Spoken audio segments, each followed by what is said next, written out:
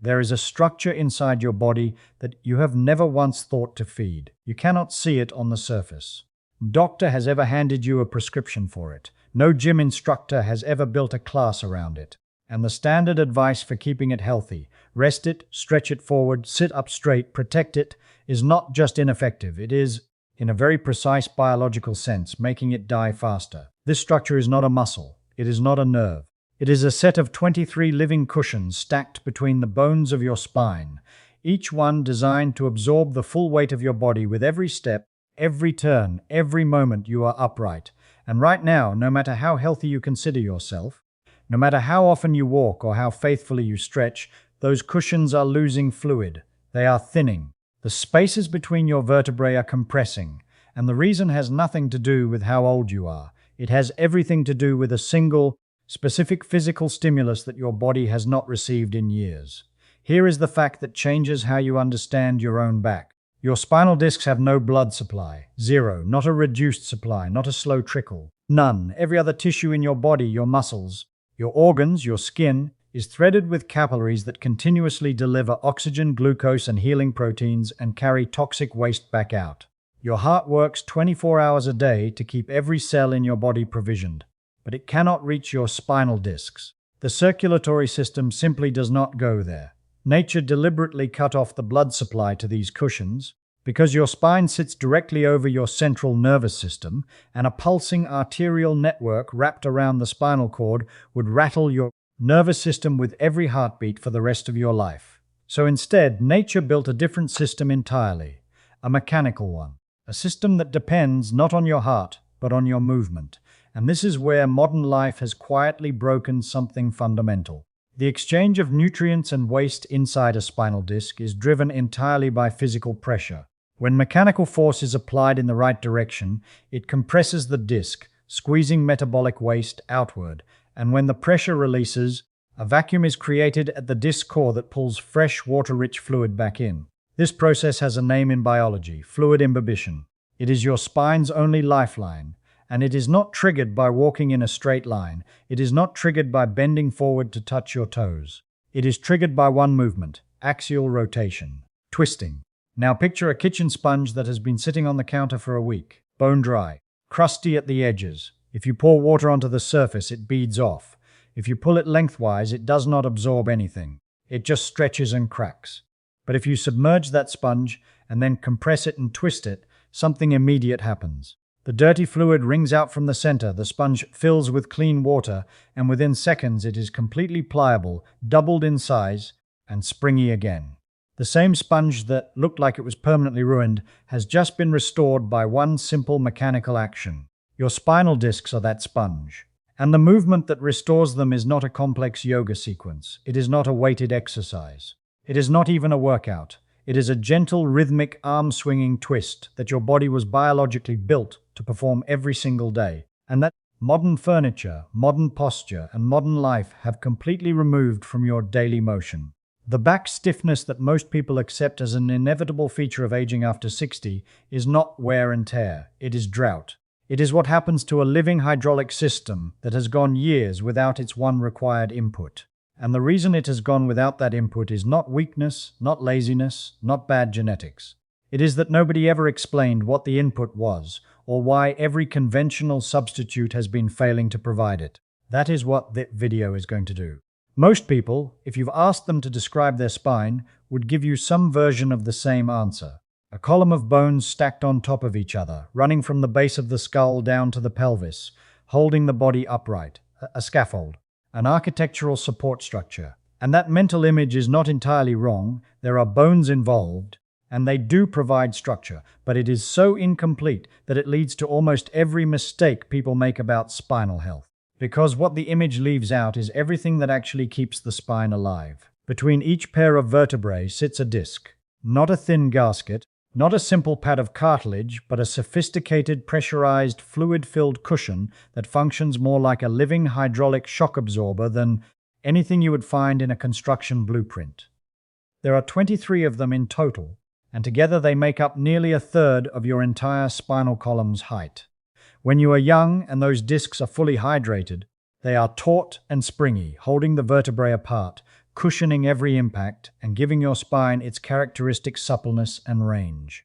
When you bend, they compress asymmetrically and rebound. When you carry weight, they distribute the load across the entire surface of the bone above and below. They are not passive spacers. They are active, dynamic, pressure-managing structures. And like any living tissue under constant mechanical demand, they require a continuous supply of nutrients to survive. This is where the biology becomes genuinely strange. Every other load-bearing tissue in the human body is richly vascularized. Tendons have blood vessels running through them. Bone is riddled with capillary networks.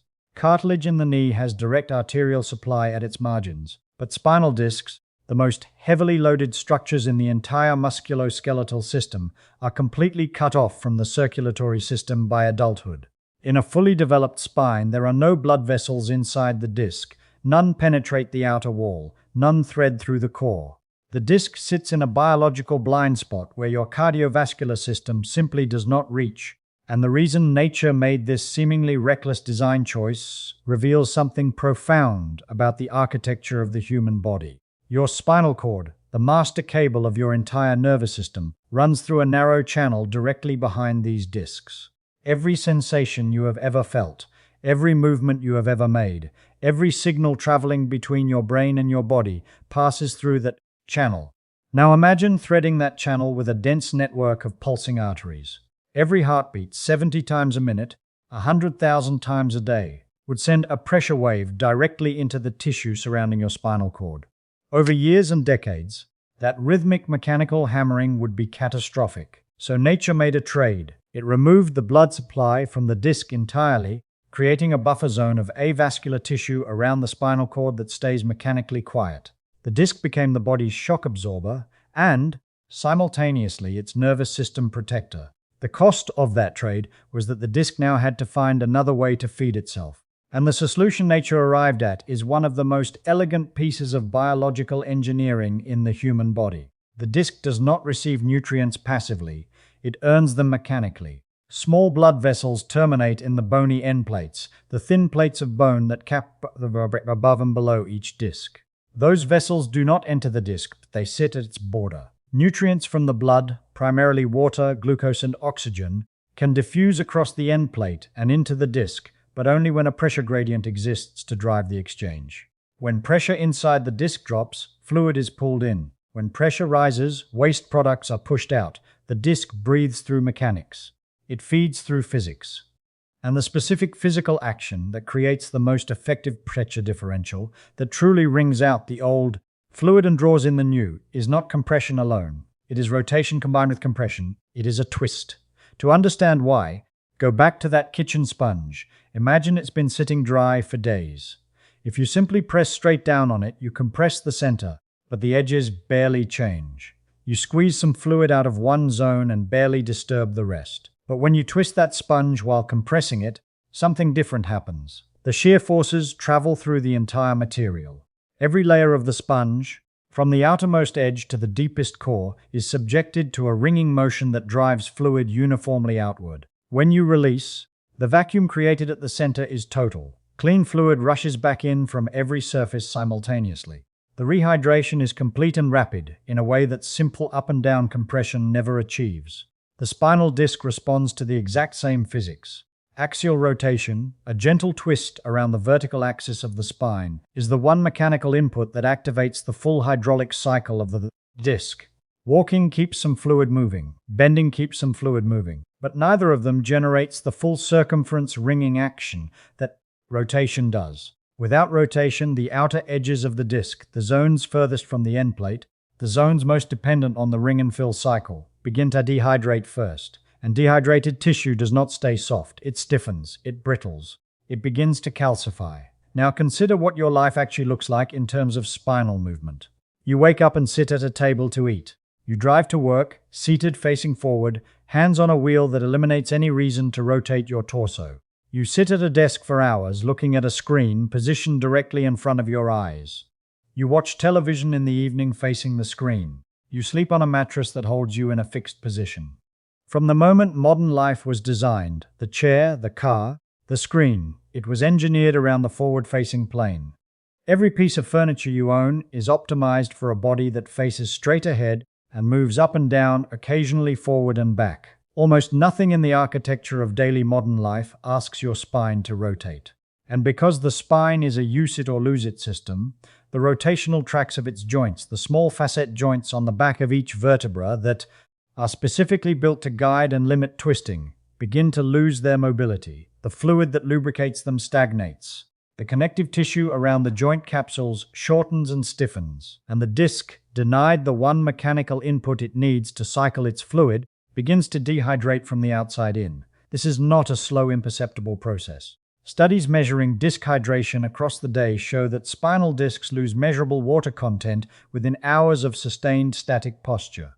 This is in fact why you are literally shorter at the end of the day than you are in the morning. The discs compress under gravity, and without adequate rotational loading to drive rehydration, they do not fully recover overnight. Over years, this daily deficit compounds. The discs thin, the vertebrae drift closer together, and the spine that was once a fluid-bearing, shock-absorbing, dynamically mobile system gradually becomes something closer to the rigid, bony pillar people mistakenly imagined it was all along. To understand what is being lost during this process, it helps to look at what a healthy disc is actually made of, because its structure is almost impossibly well designed for its job. Think of a jelly donut. The outside is a tough, layered ring of fibrous tissue. In anatomy, this is called the annulus fibrosus. It is built from roughly 15 to 20 concentric rings of collagen fibers, each ring oriented at an alternating angle to the one beside it, like the layers of a cross-ply tire. This crisscross architecture makes the annulus extraordinarily resistant to tearing in any single direction. It can resist compression, tension, and shear simultaneously. At the center of this fibrous shell sits the nucleus pulposus, the jelly. It is a gel-like core made primarily of water-binding proteoglycans, molecules that are almost magnetically attracted to water and can hold many times their own weight in fluid. Under normal loading, the nucleus is pressurized. It pushes outward against the annular rings in all directions, keeping them taut and under tension, which is precisely what gives the whole structure its stiffness and resilience. Now here is what rotation specifically does for this structure. When the spine twists, the alternating angle layers of the annulus are selectively loaded. Some layers tighten, some temporarily relax, and the entire fibrous wall is dynamically tensioned and released in a way that neither compression nor forward bending ever achieves.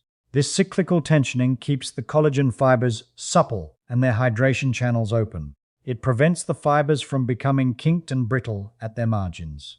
And critically, it prevents the nucleus from deforming asymmetrically, which is exactly what happens when a spine that has lost rotational mobility is suddenly asked to bear an uneven load. A disc with a fully mobile annulus can distribute pressure evenly across the entire fibrous wall. A disc whose annular fibers have stiffened from rotational disuse tends to concentrate stress at a single weak point. That is where cracks begin. That is where the jelly starts to leak through the donut wall. That is what a disc herniation is. Not a sudden catastrophic failure, but the final expression of a structure that was dehydrating and stiffening quietly for years, waiting for the one load it could no longer distribute. All of this, the avascular isolation, the hydraulic feeding mechanism, the rotational physics of the annulus, the slow dehydration of the single-plane life, converges on a single clarifying conclusion. Your spine does not stiffen because it is old. It stiffens because it is thirsty. And it is thirsty because the one movement that fills it has been quietly removed from your daily life, not by injury, not by disease, but by the design of the modern world around you. Every morning, without exception, you are taller than you were the night before, not by a little, by as much as 2 centimeters. This is not a metaphor. It is a measurable, reproducible physical fact that researchers have confirmed by simply measuring people's height when they wake up and again before they go to bed. The difference is your spinal discs. After hours of lying horizontal, freed from the compressive weight of your body, the discs slowly reabsorb fluid through the end plates and swell back toward their full height. You begin each day with a spine that is, structurally speaking, at its best. Hydrated, cushioned, slightly more mobile than it will be at any other point in the next 16 hours. And then gravity begins its work. The moment you stand up, the full weight of your torso, your arms, and your head, roughly 60% of your total body mass, bears down on the discs of your lower spine. The nucleus pulposus, that pressurized gel core, begins to push fluid outward through the end plates and into the surrounding vertebral bone. This is normal. This is expected. The disc was designed for exactly this load. The problem is not the compression itself. The problem is what happens when compression is sustained without the rotational movement that drives rehydration. A spine that moves through its full range of motion throughout the day, that twists and rotates and varies its loading pattern, continuously cycles fluid back into the disc even while upright. The hydraulic pump runs all day. But a spine that sits locked in a chair for 8 hours, facing forward, barely rotating, is subjected to continuous one-directional compression with no recovery cycle. The fluid leaves. The pump never runs. And by the time you lie down at night, the deficit is deeper than sleep alone can repair. This is the part that most people do not realize. Sleep is passive. When you lie down, gravity is removed, and the disc passively reabsorbs some fluid by osmosis. But osmosis is slow, and it is limited by the health of the end plate tissue, the hydration of the surrounding vertebral bone, and critically, the stiffness of the annular fibers themselves. A young, supple disc with compliant fibrous walls can expand freely overnight and wake up fully restored. An aging disc whose annular fibers have stiffened from years of rotational disuse cannot expand with the same freedom. The walls resist the rebound. The nucleus cannot pull in as much fluid as it lost, and so each morning you wake up a little less restored than the morning before. The deficit carries forward. Over months and years, the discs thin incrementally. The vertebrae drift fractionally closer together, and the process that looked imperceptibly slow at 30 is suddenly visible in the posture of a person at 65. The natural response most people have to a stiffening back is to stretch it. And the stretch they reach for, almost universally, is a forward bend. Touch your toes, round your lower back, pull the hamstrings. This feels intuitive because forward bending creates a sensation of release in the posterior chain. The muscles along the back of the spine lengthen. The tension eases momentarily, and it feels productive. But for the purpose of rehydrating a disc, forward bending is almost entirely ineffective. And for a disc that is already dehydrated and structurally compromised, it can be actively dangerous. Here is why. When you bend forward, the front edge of each disc is compressed and the back edge is opened. The nucleus, which is pressurized and behaves like a fluid under load, is pushed posteriorly toward the back of the disc, toward the spinal canal, toward the nerve roots exiting the spinal cord. In a healthy, fully hydrated disc with a strong and supple annulus, this posterior migration is contained. The fibrous walls hold. But in a disc that has been dehydrating for years, whose annular fibers are stiff and beginning to crack at their margins, forward bending places the highest stress on exactly the weakest zone. The posterior annulus bears the brunt of the load asymmetrically. And because the disc is already dehydrated, it cannot distribute that load the way a healthy disc would. It concentrates it. The crack that was microscopic widens. The nucleus begins to push through. This is the mechanism behind the overwhelming majority of disc herniations in people over 50. Not a dramatic injury, not a sudden accident, but a forward bend applied repeatedly to a structure that had been quietly failing for years and was never given the rotational input it needed to repair itself. The tragedy is not just the herniation itself. It is everything that follows from a spine that was allowed to reach that point, because spinal degeneration does not stop at the disc. Once a disc begins to thin, once the nucleus has lost enough fluid that the vertebrae above and below are drifting toward each other, the entire architecture of that spinal segment changes. The facet joints at the back of the vertebrae, which are designed to guide movement under light load, are now being asked to bear compressive weight they were never built for. They respond the way any joint does to abnormal loading. They inflame, they develop cartilage erosion, they begin to lay down bone spurs in an attempt to stabilize the segment. Meanwhile, the narrowing space between the vertebrae begins to encroach on the foramina, the small openings through which the spinal nerve roots exit the column. The nerves that supply your legs, your feet, your bladder, your bowel run through those openings. As the openings narrow in a process called stenosis, those nerves are compressed. Pain radiates. Numbness begins. The signals from your feet to your brain become unreliable, and your balance starts to deteriorate. You begin to shorten your stride without realizing it, because a shorter stride requires less spinal rotation, and less rotation means less pain. And less rotation means faster disc dehydration. The very adaptation your nervous system makes to protect you from pain accelerates the underlying process causing it. The spiral is self-reinforcing, and at its endpoint it does not look like a back problem. It looks like an old person who cannot walk without holding on to something, who lists forward when they stand, who has lost the quiet physical confidence of someone whose body can be trusted to move freely through space. None of this is inevitable, and the reversal does not require surgery, does not require a gym membership, and does not require any movement that your body at any age cannot safely perform. It requires only that you give the spine the one mechanical input it has been waiting for. The science of what happens inside a disc during gentle axial rotation is worth understanding precisely, because once you see it, you cannot unsee it. When you rotate your spine, when you twist gently around its vertical axis, the alternating angle fibers of the annulus are loaded in a way that creates a circumferential ringing effect through the entire disc. This is not a violent compression. It is a slow, rhythmic, mild torsion that travels through every layer of the fibrous wall and into the nucleus. The pressure inside the disc fluctuates with each twist and releases. Fluid is driven outward during the twist. A partial vacuum is created at the nucleus during the release. Fresh fluid is drawn in, and because the motion is low intensity and rhythmic, because it does not spike the load high enough to trigger the muscles around the spine to guard and brace, the disc can cycle fluid freely without the hydraulic pump being overridden by muscular tension.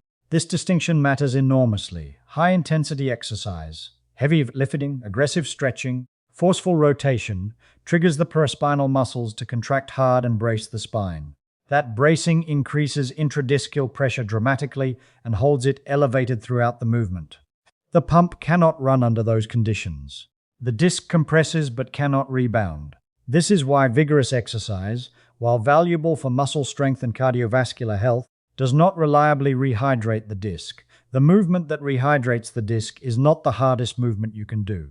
It is the most relaxed movement you can do. The key is low load, high rhythm, and complete muscular relaxation, a condition that allows the disc's internal pressure to cycle freely with every twist.